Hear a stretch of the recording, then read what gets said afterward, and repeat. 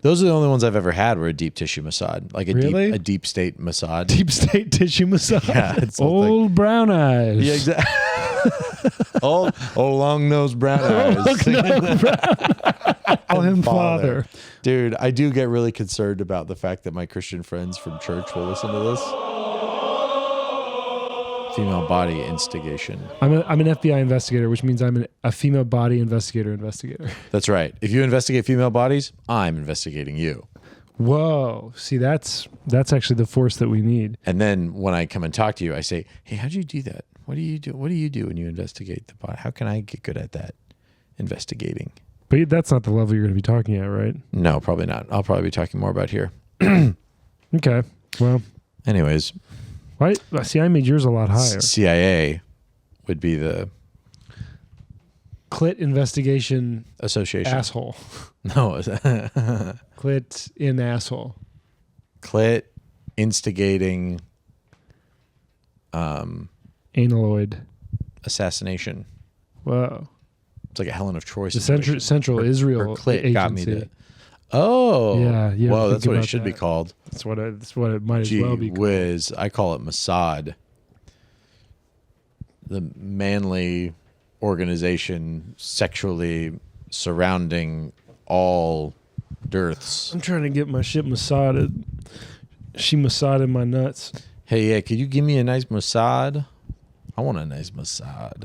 Honestly, I could really use a good massage right now, like a deep tissue massage. Those are the only ones I've ever had were a deep tissue massage, like a deep state massage. Deep state tissue massage. Yeah, a deep state tissue massage. Those are the only ones I've ever had. Have you ever had a Reiki massage where an Israeli guy just puts his hands over your body? Yeah, and no. I think takes your house. I did have one, but I feel like they did touch me. They keep saying they didn't. Did you really get a Reiki? No Reiki massage. Oh, you getting a Reiki would be. I would pay to record. No, that's devil worship.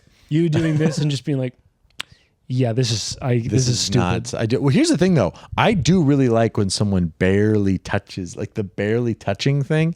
I like that better than a deep tissue or anything like that. So if someone did do Reiki and just kind of like tricked me into thinking that they were touching me, I'd be like, oh, this is the best. Like someone drawing on you with a pen. Oof. You kind of want to be edged. I mean, I don't think it is edging. I think it's the full thing. I think this is where it's at. It's not like, oh, I'm getting there. It's like, I'm here, baby. If I'm not getting hurt, it's me. not a massage. Yeah, man. I just think we have different self-esteem things. You know what I mean? You think it's a self-esteem thing? You hate yourself and think you deserve to be hurt. No, and it's just the muscles. The muscles, they're not doing anything if they're not like getting up in there. Yeah, I guess I'm not.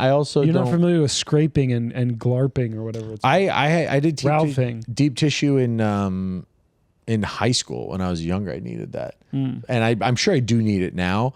But it's just I'm not paying for that. What are you kidding me? That's nuts. I have other things to waste my money on. Right, like clove cigarettes. Like clove cigarettes or burgers. How much is a pack of burgers cigarettes? Every day? Yeah. $10. For 12? Yeah. Those big ones? It's pretty cheap for how good they burn. It is pretty cheap. Let's stop talking about it before I ask for one. Well, you can't find them anywhere in the city, basically. Where do you get those? St. Mark's. There's a place on St. Mark's. Where's that? St. Mark's? Right next to St. Mark's. So in the city? Store. Yeah. So you can get them in the city? Yeah. But that's like the only place that I can find them because they're technically illegal. Oh, Kretex. To buy flavored cigarettes are illegal in New York. That's so crazy. It's like, no matter what, it's cancer. Sure. Let me get the cancer. Yeah, that's kind of true. Like if I'm buying cancer, it shouldn't be illegal. Like I want to buy it. Shouldn't it be tasty cancer? Yeah, for sure. Oh, I need to have bad tasting cancer? Why does my cancer need to taste bad? I'm doing it anyway. It's going to taste bad when I've got chemo. You don't taste bad? Chemo. Let's let the cigarettes taste good. Do they do like you know how they have do they do like NyQuil, liquid NyQuil, but for chemo? Liquid chemo? Yeah. I bet they do. It's just Drano. Yeah. it's roadkill. Yeah, I'm sure they do have something like that. Dude, having cancer would suck. That'd be terrible. I have to take my pills every day. My chemo pills every day. I'd forget. You have like the birth control alarm before your chemo pills. I'll take my chemo pills. Goes off during a show. Ooh, horror. Oh, whoops, I need to do that right now. Sorry. I think also shaving your head would be tough, maybe. Why shave your head if it's going to fall off any bit? Because I think the go out falling like off Gollum. is not very winsome. I think that looks pretty bad. That's Do you want to take advantage of that? I think that's kind of funny. Only a good looking guy would say something like that. Only a good face would say something like that. I cannot afford that. Bald, this all goes away. Bald and no beard. No shot. I promise you. No beard, I can see that. You'll notice one of my eyes is a little bit smaller than the other. Is it really? Yep. Which eye? Not going to tell you. I noticed. I'm not going to say it out loud because I don't want to It's my left one. Said. Your left one? This one. Oh, see, it was further away from me, so it was. Oh, it's an optical illusion. Yeah, optical illusion. They look both equal size. I emceed Escher you with my secret ugliness. You said you only look at me sideways like this to keep the distance. Like, oh, they look perfectly aligned. Yeah, that's what my good side is. Just a strong angle distance.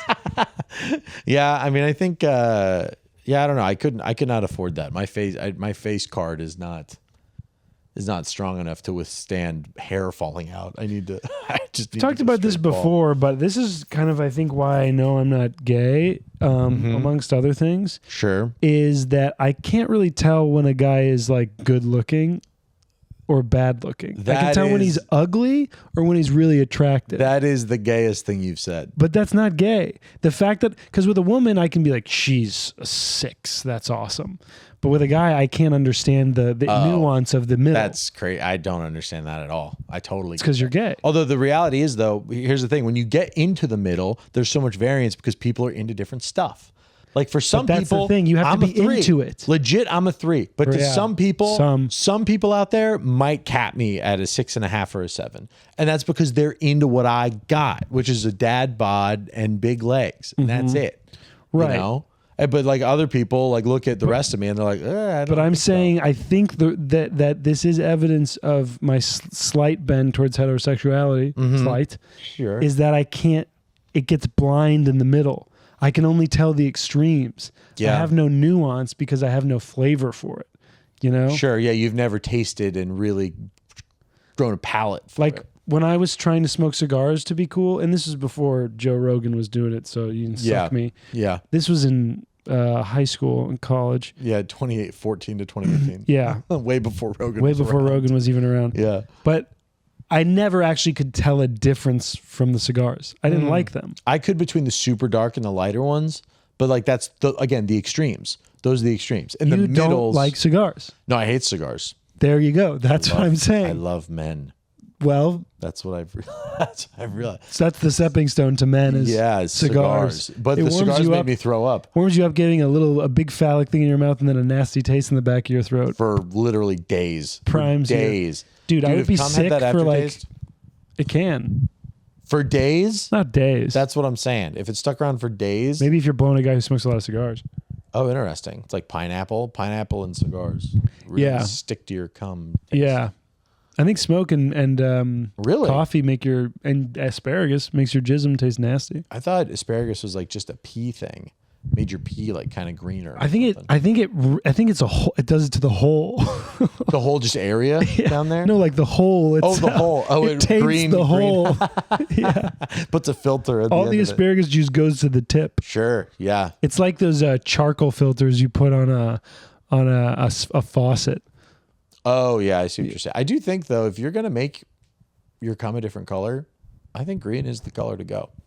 And to be fair, green is my favorite color. Vile fluid? It just seems fun, you know? Maybe purple. Green is so often associated with yuck, though. Like that consistency with green is cum. Yeah, is why would that be yuck? I think that's completely appropriate. Right, but very yucky. For you, but for maybe people who... swallow it or put it on their backs, they would like it to be. Can you imagine maybe confetti purple cum coming out of a black guy's dick? I mean, that'd be royal. That's the height of regal. That is truly a regalness. Yeah, you have a king, an honor, a king making king juice. Yeah, truly. I mean, yeah, and you could tell the quality of the jizz that you put in the sperm bank based on the color.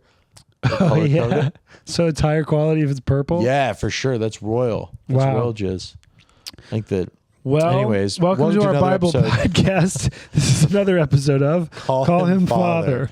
Dude, I do get really concerned about the fact that my Christian friends from church will listen to this. They don't know you?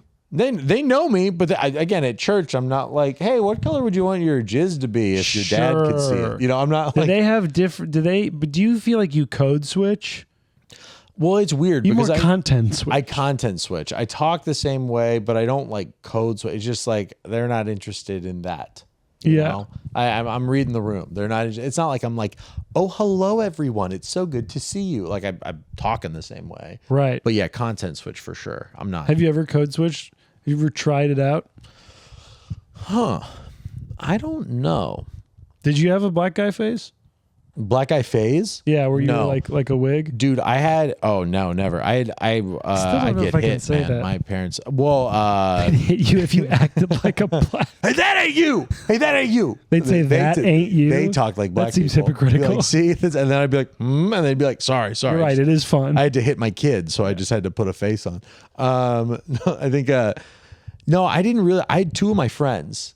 Where I had a few friends in high school, early high school, that were really big. Like I remember this is old school Facebook, and they got into an argument on Facebook about which one of them was more black. And these are the two whitest, most suburban kids of all time. This is in middle school, right?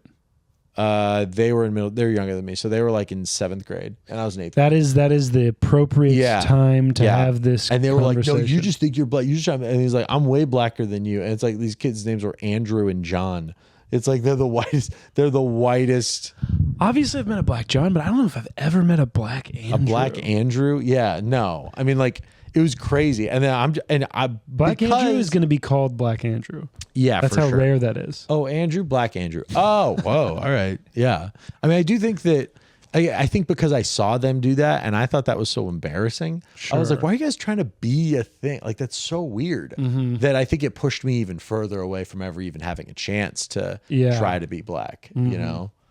Like, obviously I get the appeal. Very cool. Right. Very cool guys. It's good though. It's good that you're not going to have some embarrassing like middle school picture of you in like big and one pants. No, yeah, I've never said the N-word in like a trying to be black way, you know? Yeah. I've just said it like a white person, like trying how to you're get a black supposed person to. a way from yes, you. Exactly. Yeah. It's been like a, hey, look out, you know? Right. And I think that's how we're supposed to say it. Or see, we all of our lanes. That's what God intended. In which we speak, and I try to stay in them, you know?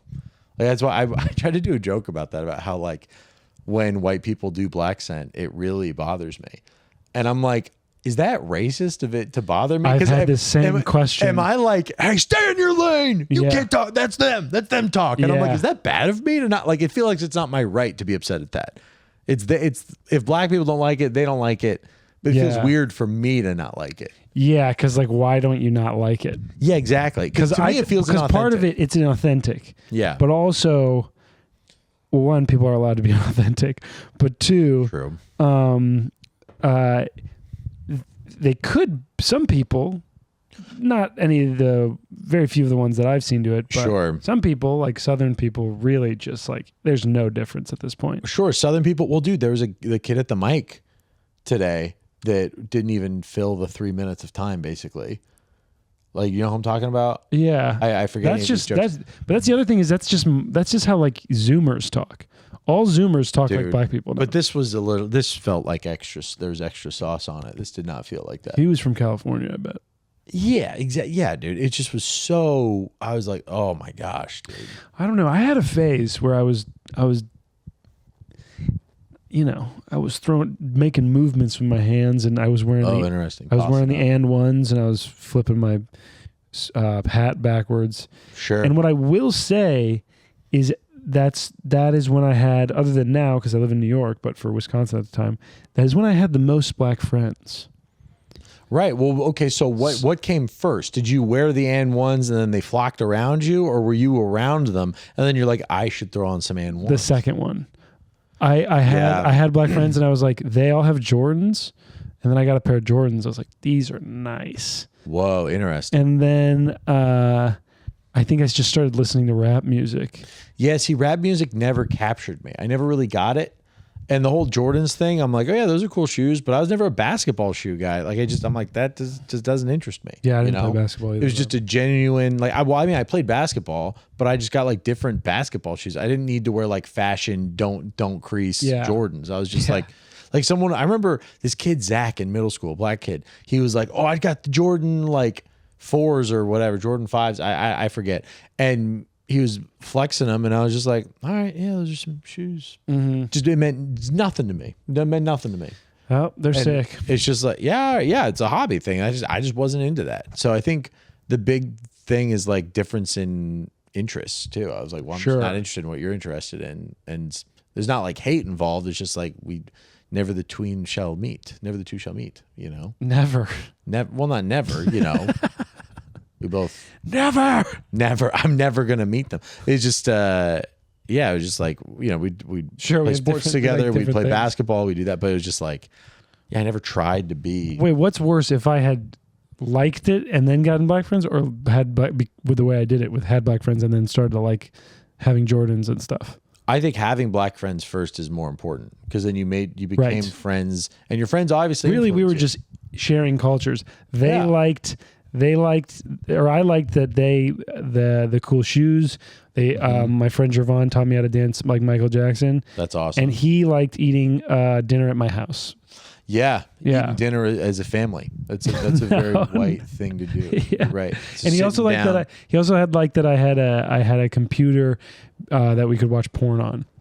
Whoa, you spread porn into the black community? No, he spread porn into the white community. Whoa. He's the guy who first showed me. Did you guys kind of watch the same porn at that age? Or For a while, I only watched black porn. That's the first porn I ever watched. Are you serious? Yeah. Whoa, that's crazy. Devastating to my little white penis. Wow. Oh my word. That's wild. Yeah, XNXX. Have you ever dated a black girl or a girl of melanin?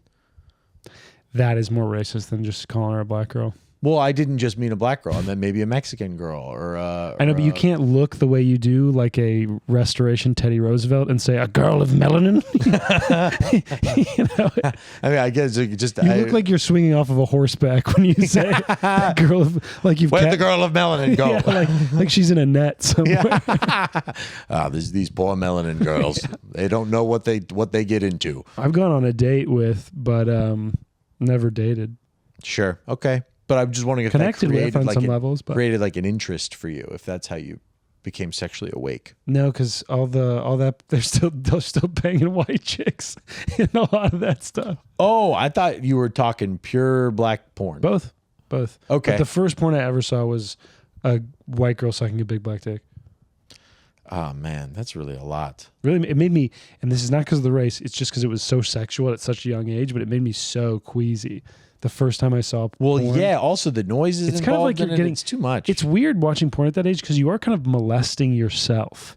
Like, yeah, you're not ready for that. You're not supposed to, you're exposing yourself to like, and she's like, you know, and I'm like, I've never even seen boobs in real life. It's nuts, let alone, dude. Porn is so damn bad. Crazy that's your first is like being like a weird chair cuck as a child. Yeah. And dude, seeing just like the biggest hog. Seeing stuff that would in these Bible days would get you stoned. And we're just like, oh, interesting. Anyways, I'm going to give a fruit by the foot. No, just like the idea of like having sex outside of marriage, just even that would like get you ruined back then. You know? It made me so like sick to my stomach. And then I like obviously enjoyed it. Liked it a lot, but it was like it's amazing how as a young kid you're really in tune with like your feelings in a way where you're like, oh, you don't like justify around them. And I was instantly like, oh, this is wrong. Like something about it, I knew that this is not what this young girl's dreams were.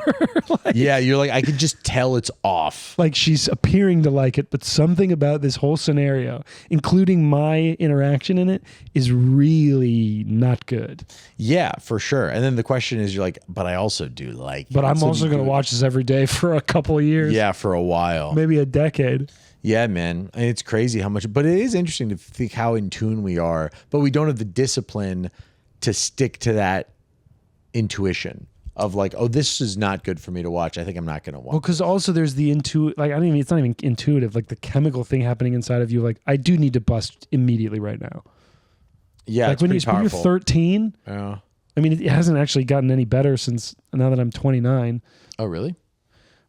I'm especially now that I don't wank. I mean, I'm having more wet dreams now than I ever did as a kid. Because I was jacking all the time. Yeah, if you don't jack, then wet dreams are what happened to you, for sure. So cool.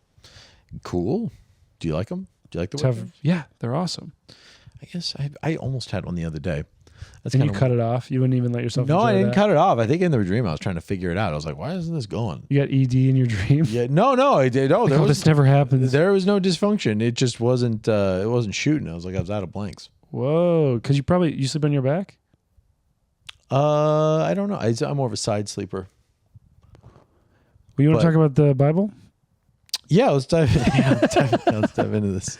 But all that stuff's important. All that stuff's important. That's part of the human life. Yeah. I think that's the problem. Is like my dad is like, you should talk about the Bible more. It's like, yeah, I guess that is kind of the main thrust of the podcast for sure. Like what we talk about every time. But also like, we're just dudes talking about stuff that dudes talk about. Sure. We kind of sneak in every other podcast that's being made without, around the Bible.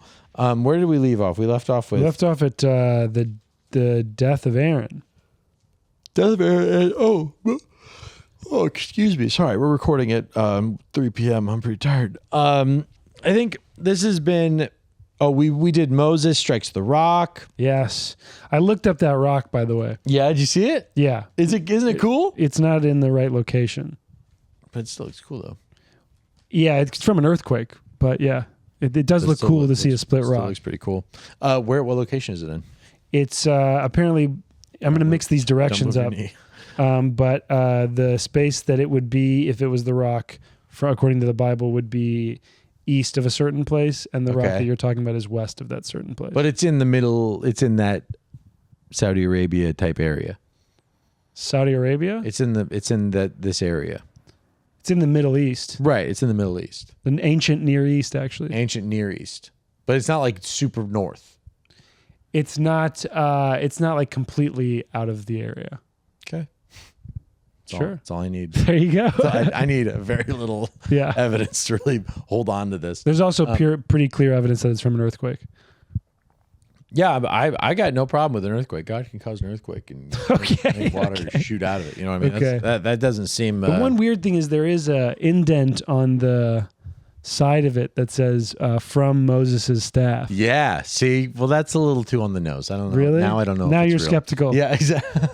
You give too much evidence. I don't like it. This guy's hard to please. Yeah. Oh, yeah. Impossible to please. Okay. So the death of Aaron. So now we kind of go up and they're just wandering through the wilderness still. They got freaking 40 years to kill. Yeah. And this is like they have Moses to kill.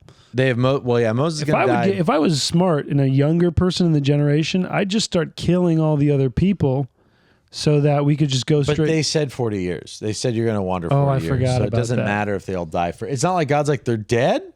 You killed them all in I kind of forgot about the 40-year stipulation. Yeah, now it's 40 years. So the death of Aaron, and then they talk about the destruction of Arad or Arad. What? I thought you were going to say Arabs. Oh, Arabs. Dude, one time my brother... So in my small conservative high school that I did not graduate from... You graduate high school? I didn't graduate from that high school. I graduated from a public high school. But it's like, sir, your glasses are far too thick to not have a. That is true. GED. I do have a GED. My brother would jokingly call Arabs Arabs. Yeah. And then my history teacher, who was a Mexican guy, we were teaching class and he started talking about Arabs and he called them Arabs. And I raised my hand and I was like, I think it's Arab. And then he was like, no, actually it's Arab. And he corrected me to call them Arabs. I was like, oh my gosh, my brother's influences infected our history teacher. Well, yeah, calling them Arabs. Wow, that was so funny. Strange where people unite. Yeah, it was very odd. Well, that history teacher was, anyways, he's a nice guy. But anyways, so okay, so this is actually, the bronze serpent. That's we skipped this Arad destroyed. Strange, quick thing. Which is they go to a place, they want to hang out and just move through it. The guy says no, and then they just destroy it. Well, yeah, but also he didn't just say no. That's maybe a different area because here you see King Arad. We're in chapter 21, by the way. Chapter 21 of Numbers. King of Arad, who lived in the Negeb, heard that Israel was coming by the way of Atharim. He fought against Israel and took some of them captive. Hostages. Oh, I was mixing it up with someone else. Sorry. Hostages. Right. here. Not great. And then Israel vowed a vow to the Lord and said, if you will indeed give this people into my hand, then I will devote their cities to destruction. And then the Lord heeded the voice of Israel and gave over the Canaanites, and they devoted them and their cities to destruction. So basically, it's like right now, where some hostages were taken, and they were like, hey. It's not like right now. The hostages, they took hostages and then they destroyed their cities. Sure, but it's a little bit of a difference in terms of the context. Well, now it's more recent. Sure. That's a pretty big difference. That's a good point. Yeah, their hostages are taken, and Israel's like, hey, they took our hostages. We're going to destroy their cities. And they do, with the help of the Lord.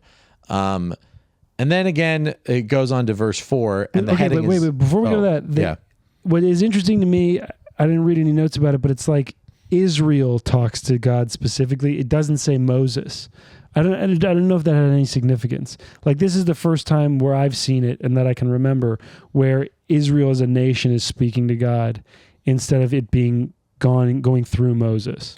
Yeah, I think it's probably because this is not just it's not like they attacked Moses specifically. They attacked the nation of Israel. So this does seem to be like a unifying front where all of Israel is acting together in this. It's not like Moses and Israel are in disagreement here as to what should happen. Okay. It seems like they are acting as a unified front. I'm reading the note right here because notice that this battle was not an Israelite initiative. Rather, Israel responded to an attack by the king of Arad. So, yeah, I think that this idea of just calling it Israel is not like a crazy difference other than the fact that Moses is definitely included in that and on board. Mm-hmm. And the next section, the bronze serpent. Yeah, this is the idea of these people being sick. Again, they're complaining. We're out in Egypt.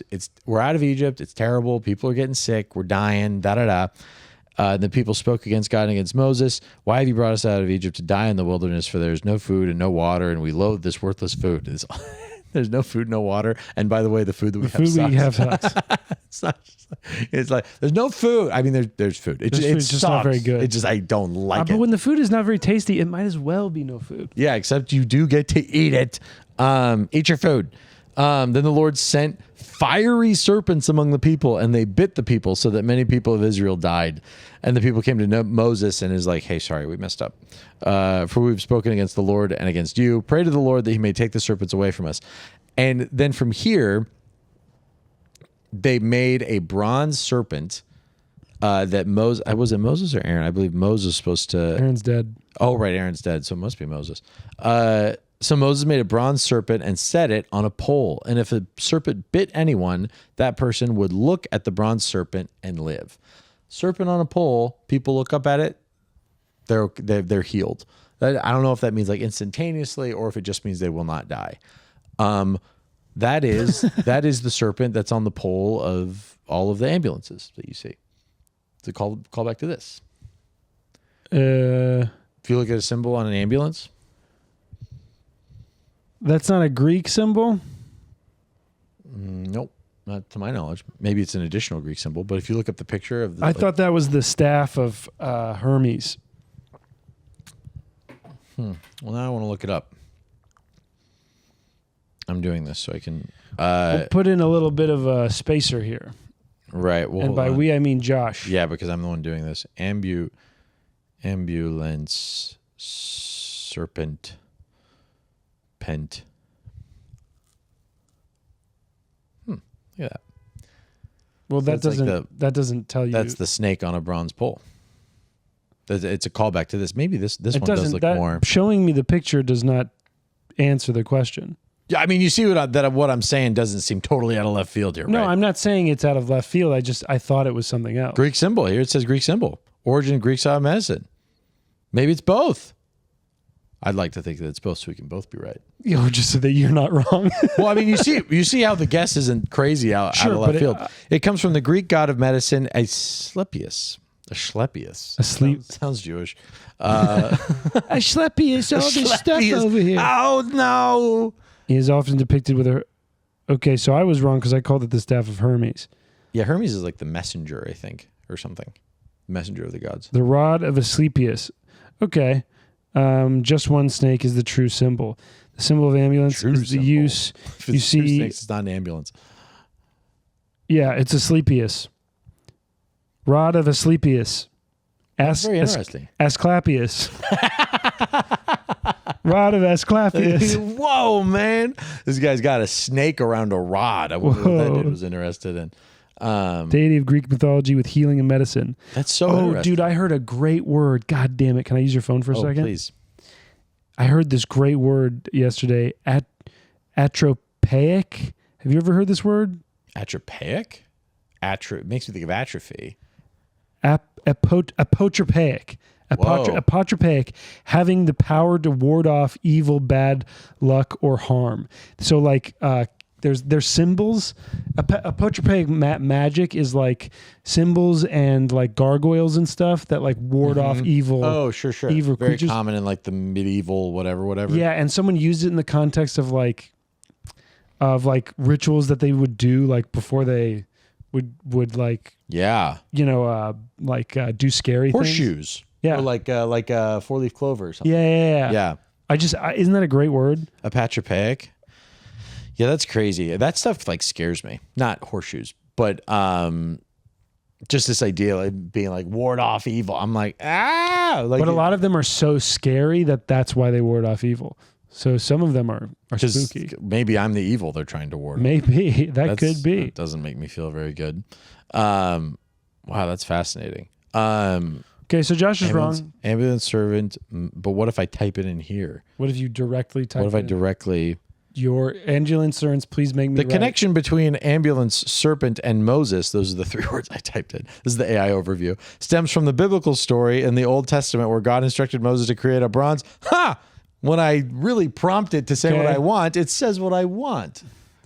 Well, this story is the basis for the Rod of Asclepius. This is the AI overview. A medical symbol of it. So I guess we're both right. That's what I wanted. Yeah, well, when you type in Moses.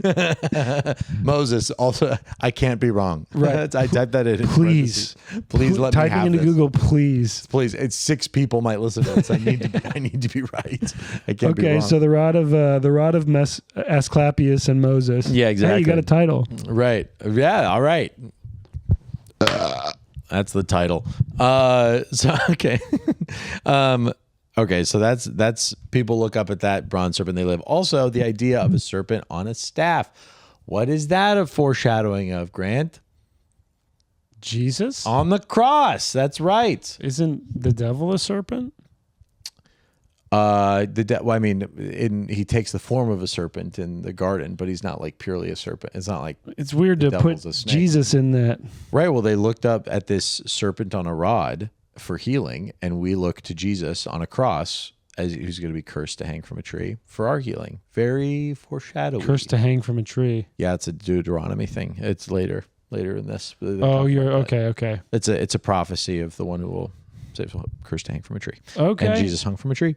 Okay. And so then did I tell you this great saying that I heard? Oh, go ahead. Get off the cross. We need the wood. For when someone's being like a martyr. Oof. I don't like that. I love that. That hurts me. Get off the cross. What's the context that it would be using? Like someone who's doing a pity party and feeling bad for themselves. I like that. Yeah. And being like, I just do all this stuff and no one appreciates me.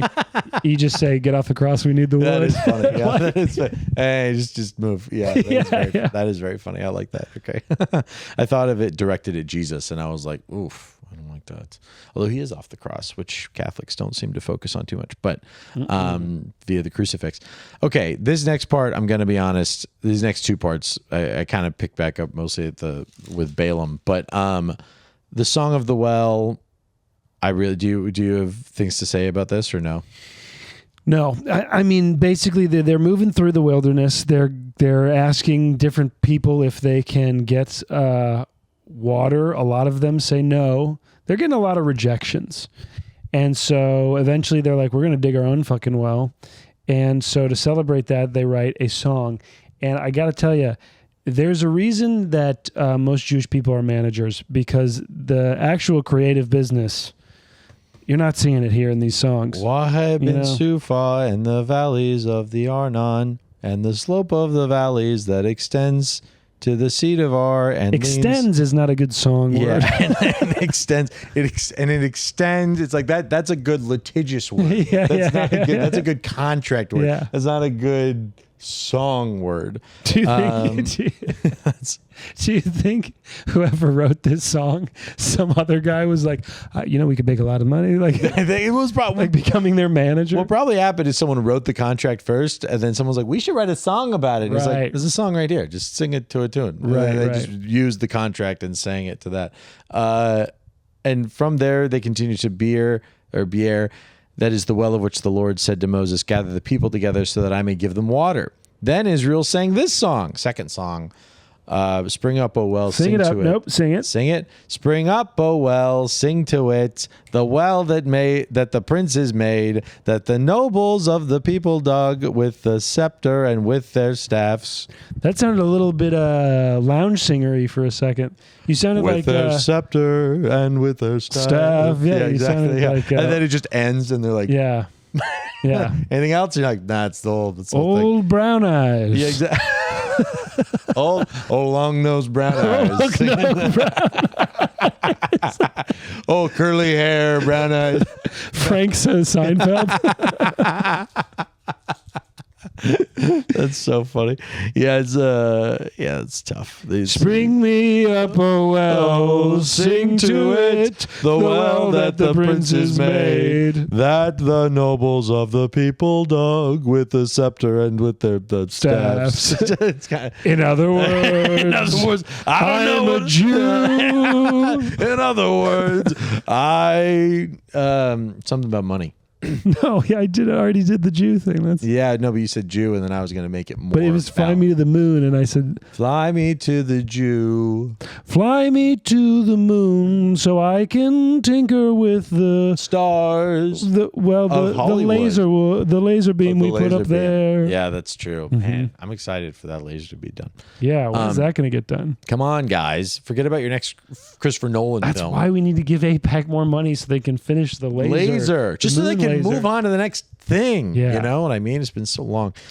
Well, that's been enough playful anti-Semitism for this episode. Yes, I'm being playful. I want to be clear about that. I'm being playful.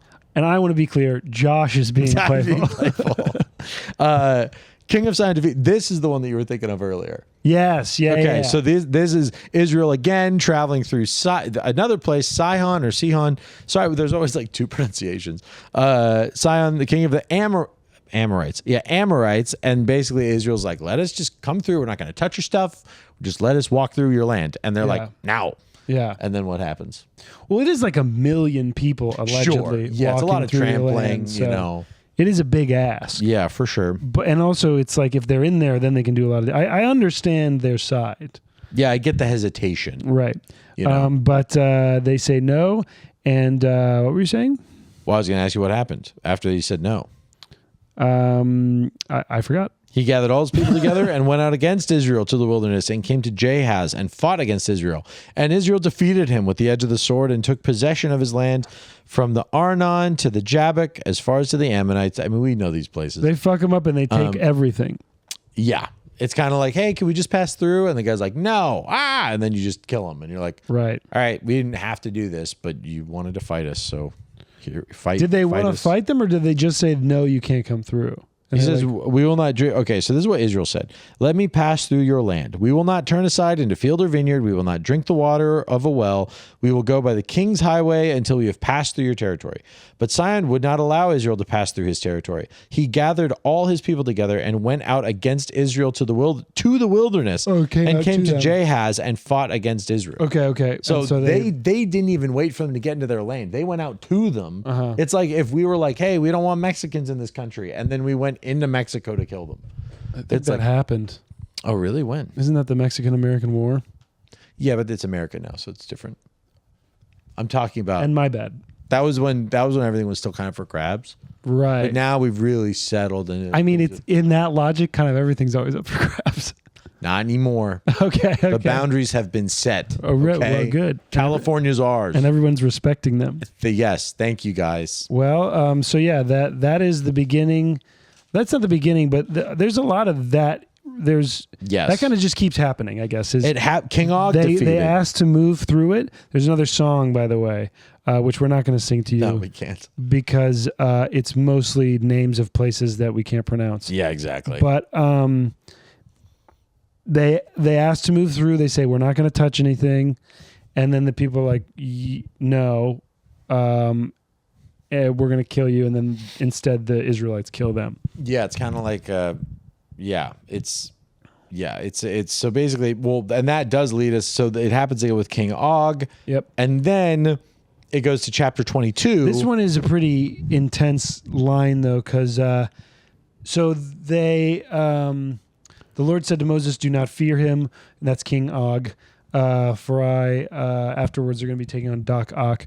And for I have given him into your hand and all his people and his land, and you shall do to him as you did to Sihon, king of the Amorites, who lived in Heshbon. So they, being the Israelites, defeated him, his sons, and all his people, until he had no survivor left, and they possessed his land. So I think when he pretty said, intense. Yeah, when he said he had no survivor left, I would assume that means of royal descendants. Oh, I assume that they mean they wiped out everybody. Well, I think it says here. It says him, his sons, and all his people. Until he had no survivor left. I think that would mean his people being like his line. Like they ended his line. Is there anything in the notes about that? That's what I would assume. Let's check it out. Verse 35 in chapter 21.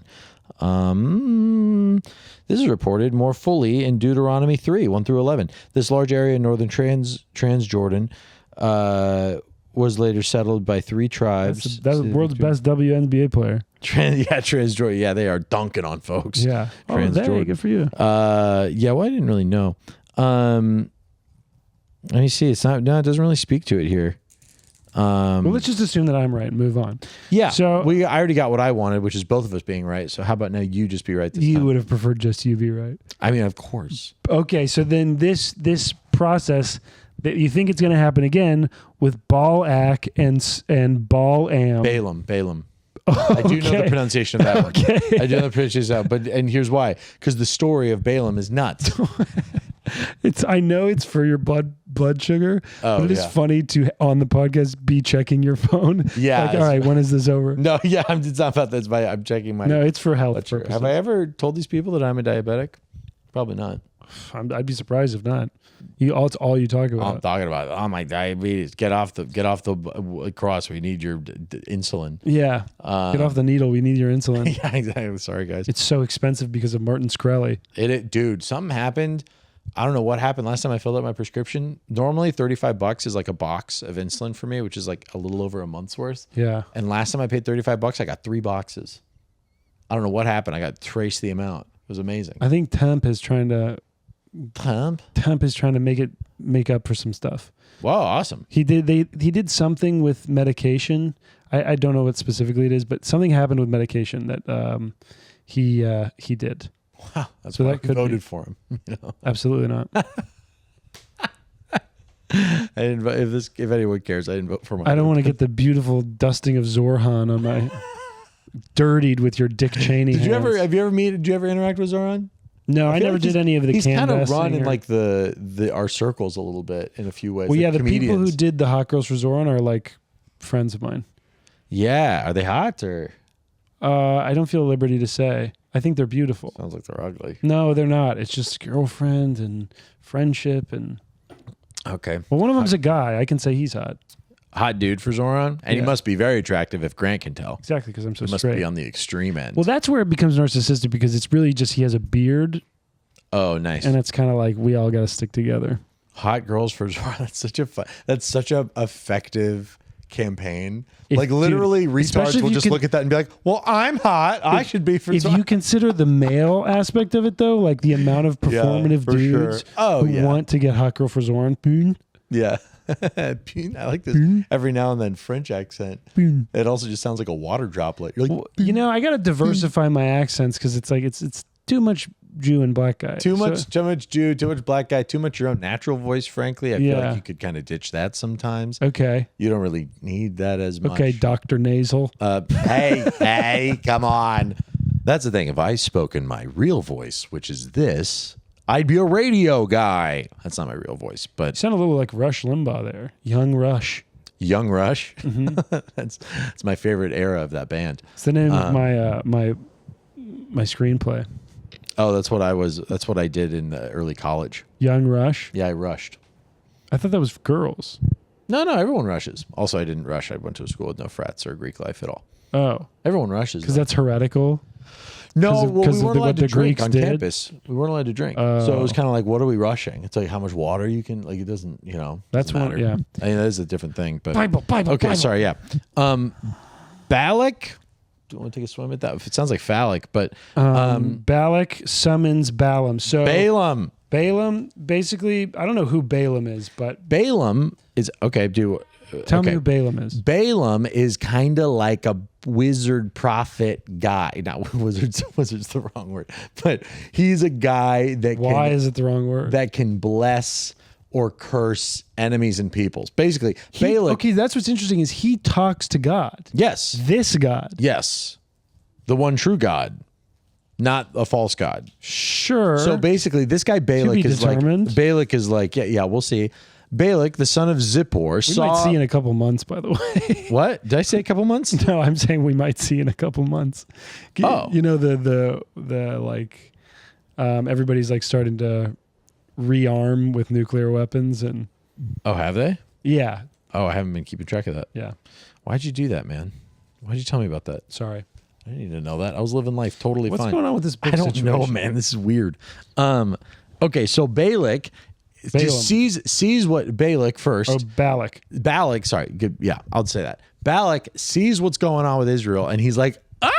And he's shaking in his boots because they are just wrecking people and kind of peacefully wrecking people too in a way, because they're like, hey, can we just get through it? And then people go, and then they just kill them. So it's like they're not even coming in with wrath, and they're just destroying folks. So they're kind of an intimidating bunch, these Israelites.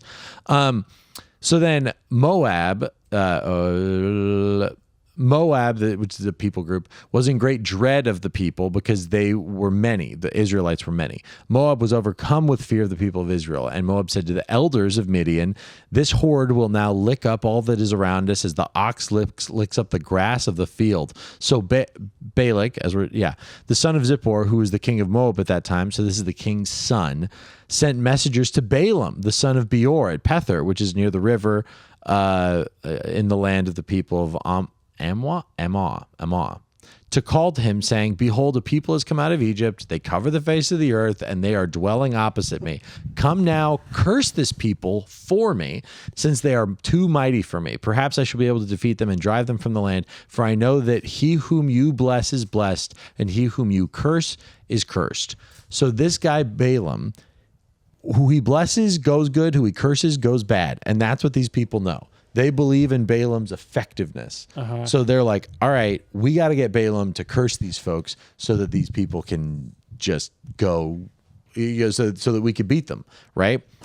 And that's what's fun is basically Balaam talks to God, the God of Israel, and God goes, hey, you can't do that. You can't curse these people. Yeah, it's really interesting that he talks to God. Yeah. To me. And God came to Balaam and said, who are these men with you that Balaam was with talking about stuff? And Balaam said to God, oh, Balak, the son of Zippor, king of Moab. He sent me saying, behold, the people has come out of Egypt, covers the face of the earth. Now come, curse them for me. Perhaps I should be able to fight them and drive them out. And then God said to Balaam, you shall not go with them. You shall not curse the people, for they are blessed. So Balaam rose in the morning and said to the princes of Balak, go to your own land, for the Lord has refused to let me go with you. He basically is like, I can't curse these people because God told me I can't. So he's a weirdly honest guy. You know, he's like, well, I can't. God said I can't curse them for you. Like, he's not just of my own whim, well, it's pretty windy outside. It's not like, oh, I'm going to curse these people just because I want to. He's like, well, God said I can't, so I won't. Mm-hmm. Yeah, I guess it's so like all of the thing is so J-centric that the idea of another outside person who talks to the same God who's given them all this power is just something I did not expect to happen.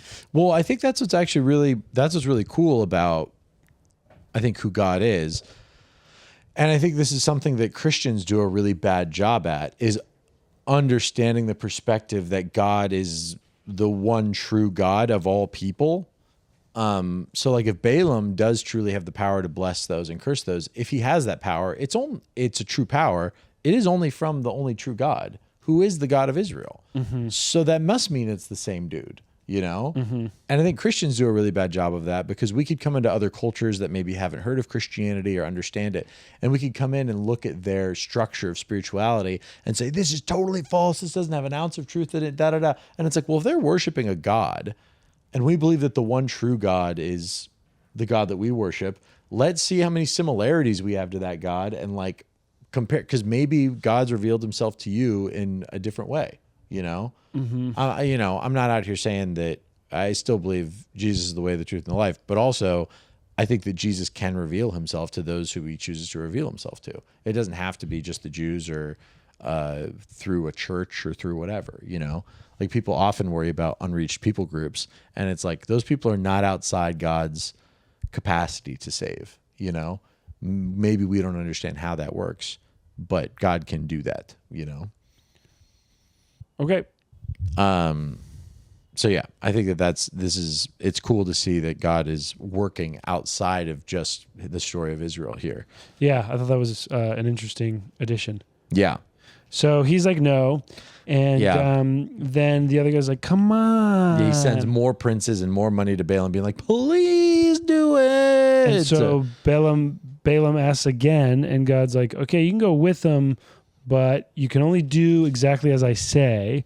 Mm-hmm. And so he goes with them, and he goes on a donkey, and he's riding the donkey, and the donkey sees an angel in the road on the way there with a sword. Balaam doesn't see the angel. I don't know if his eyes are closed or if he's just not capable of seeing. He just can't see it. It was revealed to the donkey, but not to him. This is also one of the trippiest, most like high stories you hear in the Bible too. So the donkey, in seeing this, reverts course into like a vineyard or whatever, mm-hmm. and then the angel appears and what's his name?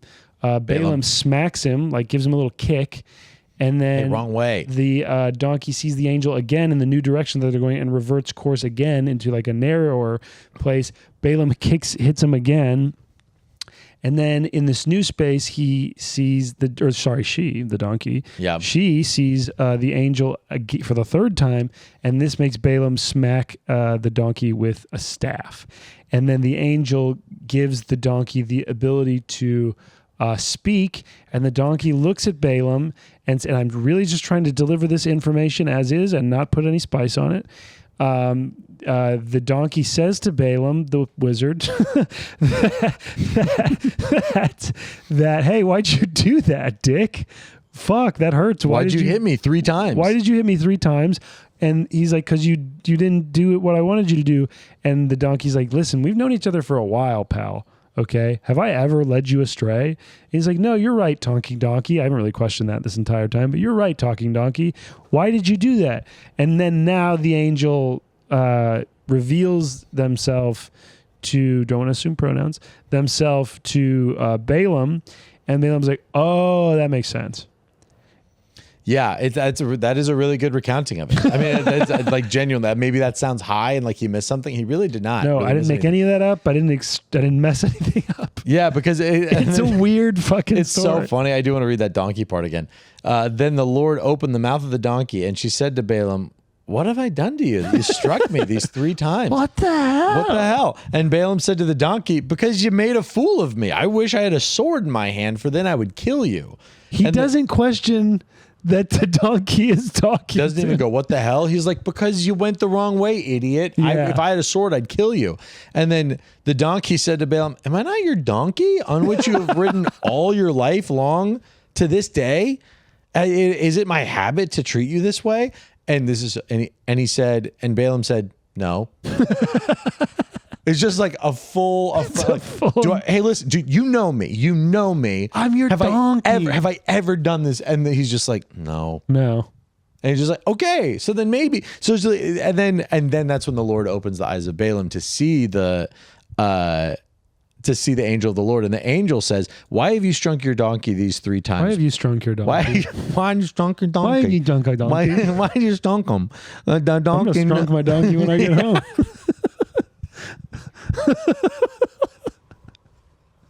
Guys, we don't encourage strunking donkeys on don't here. Don't strunk your donkey. Your donkey or anyone else's But it donkey. is fun to say. But it feels good to strunk your donkey It feels so good. But you got to refrain from strunking donkeys. And so he says, why have you struck your donkey these 3 times? Behold, I have come out to oppose you because your way is perverse before me. The donkey saw me and turned aside before me these 3 times. If she had not turned aside from me, surely just now I would have killed you and let her live. Then Balaam said to the angel of the Lord, I have sinned, for I did not know that you stood in the road against me. Now, therefore, if it is evil in your sight, I will turn back. Wait, but okay, this is what I don't get. Sure. Why would it be a sin for him not to see the angel if he had to be shown the angel? No, he says, I have sinned, for I did not know that you stood in the road against me. Oh, I see what you're saying. Now, therefore, if it is evil in your sight, have you? Let me read that up on John verse 34. In view of the overall portrait of Balaam, this apparent submission is probably to be taken as insincere. Oh, so he's being sarcastic. Oh, I'm so sorry I didn't see it. Well, I get it. Yeah, exactly. And Balaam said, because you have made... Oh, no, sorry. Going back. I have sinned, for I did not know that you stood in the road against me. Now, therefore, if it is evil in your sight, I will turn back. So it's like, I didn't even know. So he's got given a little lip. Oh, well, I agree with him. Yeah, which is crazy. I think that's actually reasonable. And the angel of the Lord in verse 32, Balaam continues to seek a way to get the money and the honor that Balak had promised him, even though he had just been told that this was perverse. Because again, Balak is offering him tons of money and honor to curse these people. So Balaam does, at first, initially, he's like, I can't do it. But then he comes back with more money, and then he's like, okay, I'll do it. But he asked God again, and God was like, okay, go with them. Does God say to go with them? If the men have come to call you, rise, go with them, but only do what I tell you. So Balaam rose in the morning, and God's anger was kindled because he went. That also is a hard look, too. Let's see that. Apparently because God knew that Balaam's heart was set on the money in spite of God's strict instructions. So basically, God it's the fact that he told him to do it, but he's mad that he did it out of not because he told him to do it, but because of the money. Right. He's like, okay, I'll do. He's like, you can go, and then he goes, I'll go to get the money, and ultimately his eyes were on the money. And I think it is interesting. It does. The way his donkey talks to him really shows there's a backstory between these two. You know, they're strunking each other's fast donkeys. friends. They're fast friends. I mean, this donkey's like, have I ever led you astray? Yeah. And he's like, no. And so it's kind of like, it does show that I'm sure there have been moments when that's happened before. And he's like, okay, all right, you know what? Who knows what happens? He's like, all right, I'm trusting this donkey. That's the offshoot story we need. Yeah, for the story of Balaam and the JCU. Yeah, Balaam and his donkey and their previous adventures. Dude, that's basically it's like the Lone Ranger. Yeah, that feels like an Ant-Man sort of level of story. Yeah, it's like this isn't really key to Michael Pena is Balaam. Yeah, or the donkey. Honestly, probably who'd be the donkey? Who'd make a good donkey? Well, historically, Eddie Murphy. I was about to say Eddie Murphy would make, but it's a she here. Leslie Jones. Oh, the guy, whoever Leslie Jones would be a great donkey. Why? Black. No. But Eddie Murphy. Don't double. That's not why he's a good donkey. No, but he's a good black donkey. I was thinking of same energy but female, and I thought Leslie Jones. Well, I'm going to decide whether or not you want to keep this in. I'm fine keeping it. I don't care. Okay. Then we can move on. Okay, cool. Do we want to cover his first oracle or no? I feel like we're almost at an hour, so maybe not. Oh, we didn't get through a lot. But is that the end of the donkey story? You want anything else to say? Effectively, when Balak heard that Balaam had come, he went out to meet him in the city of Moab on the border, and Balak said to Balaam, did I not send you to call you? Why did you not come to me? Am I not able to honor you? Behold, I have come. And then Balaam goes, behold, I have come to you. Have I now any power of my own to speak anything? The word that God puts in my mouth, that must I speak. Then Balaam went with Balak, and they came to Kiriath Huzoth, and Balak sacrificed oxen and sheep and sent for Balaam and the princes who were with him. So this is like them warming up to be like, all right, Balaam's he's setting it up. He's going to say something nuts. And Balaam is like, I'm just going to say what God tells me to say. Yeah. But he is there fully intending, I I want to get this money. I want to get this honor, you know? Yeah. Really interesting stuff. Really interesting. It's I mean, I want to look into the, the documentary thesis on what it says about this, because a lot of the times these stories, there are fragments of them from other religions of the time. Oh, okay. And so, because it just seems so odd. Well, I mean, all of it seems odd. Like, what part of it? Just all of it? When it comes up and how much detail it is, and it's a different guy talking to God, the donkey, the angel. It's just like from the rest of Numbers, this just doesn't seem like a story that we've heard anything like it before. Yeah, it is an offshoot. This seems more like Genesis. You get what I'm saying? Yeah. Oh, yeah. It's more hallucinogenic. It's more animal. It's more mystic. It's more origins. It's more like everybody knows who God is. It's more like It's less like, oh, we have these religions and like it's the Egypt god. It's Molech and it's Baal. And it's all this stuff. It's like, well, no, this God is talking to them too. Yeah. And it is very different. But also, again, I think it is cool to see how like the true God speaks to whom he will. It's not just like the Jews were the mouthpiece and were the priest of the nations, intended to show the truth of God to the nations. And Israel was supposed to be the priest of the nations, and they just messed up horribly. Mm-hmm. And so that's why they were a bad priest, and that's why Jesus had to come. Again, sorry, don't mean to bring it to spoilers. It's okay. You're passionate about the guy. I bet. Yeah, exactly. I mean, you will be too, and you freaking will be too. I doubt it. You freaking have. No, you have to. Well, then do you want to call it? Yeah, I feel like we have good momentum, and we'll be able to pick up with momentum here when we dive back into it. So that's important. Well, then this has been another episode of Call Him Father. Thanks, everybody. This has been fun.